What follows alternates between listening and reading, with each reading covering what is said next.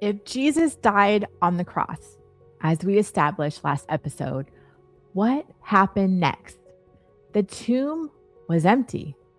No body, no bones, just an empty burial place and a claim that changed history.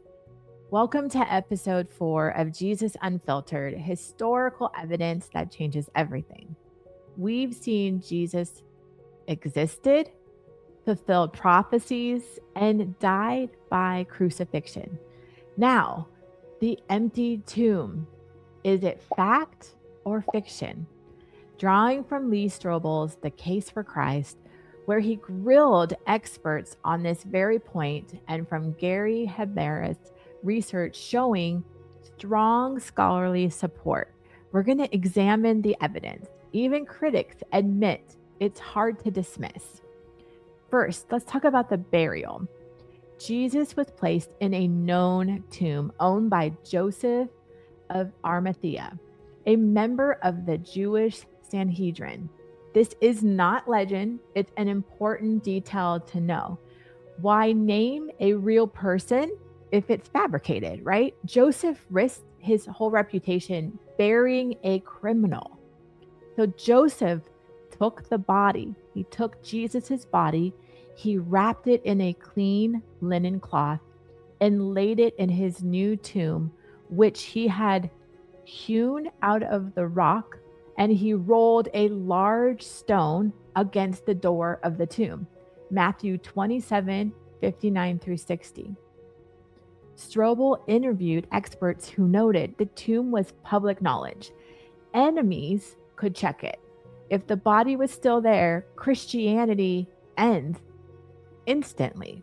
Sunday morning. This is where I think I love this part of the story. Sunday morning, we have women followers arrive to anoint Jesus's body. They went there with purpose and they went there to serve him one last time, to anoint his body with incense. But they find that the stone is rolled away and the tomb is empty. Here is the key point. Women as first witnesses is so beautiful as a woman myself. It's so beautiful in this story because in first century Jewish culture, women's testimony held less legal weight, often dismissed. So if you're inventing a story, you'd use credible male disciples like Peter or John. But all four gospels name women, Mary Magdalene, others first. This criterion of embarrassment, it actually screams authenticity. No fabricator would risk credibility like this. So Strobel highlights this in his book. Opponents never produced the body. Jesus' body was never produced. Instead, they claim disciples stole it. Matthew 28:11 through 15 says, they said, his disciples came at night and stole him away. That accusation assumes the tomb was empty.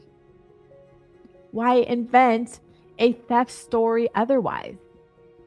Gary Habermas surveys show 75% of scholars, even skeptics, accept the empty tomb as historical, based on early sources and lack of counter evidence. Wow. As you can see, this is why it's changed my life. So more evidence. The tomb was sealed and guarded. Remember, the Roman soldiers are guarding and they would not want to risk their life. A Roman seal broken meant severe punishments for the guards. Disciples did not expect resurrection. The disciples were fleeing in fear because they were scared that they were going to be next. The women went expecting to see a body. They went in expecting to see Jesus's body.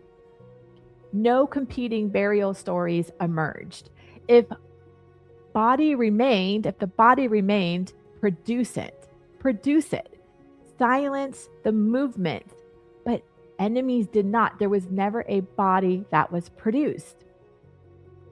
So then Strobel asks, why didn't authorities squash all of this by showing the body? Like, why didn't authorities find the body? And the answer is they couldn't. They did not find the body. So now when he rose, Mark 16:9 says, now when he rose early on the first day of the week, he appeared first to Mary Magdalene.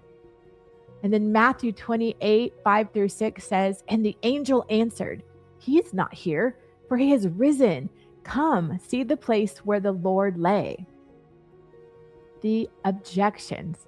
Some say legend developed later, or body was moved or lost.